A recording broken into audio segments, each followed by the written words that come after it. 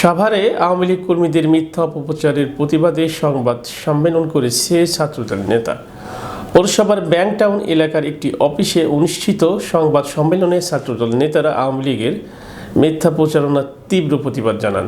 সংবাদ সম্মেলনে উপস্থিত ছিলেন ছাত্রদল নেতা আহমেদ ফয়সাল ও তার বড় ভাই ফরাদ হোসেন।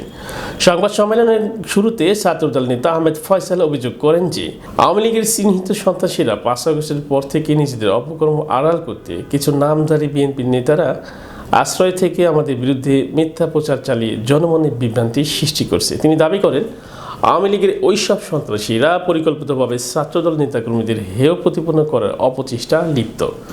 ছাত্রদল নেতা বলেন, আমরা বরাবরই গণতান্ত্রিক মূল্যবোধে বিশ্বাস করি এবং রাজনীতিতে সত্য ও ন্যায়ের পক্ষে অবস্থান নিয়েছি, অথচ আমাদেরকে বিভিন্ন অপপ্রচারের মাধ্যমে জনগণের কাছে ভুলভাবে উপস্থাপন করা হচ্ছে।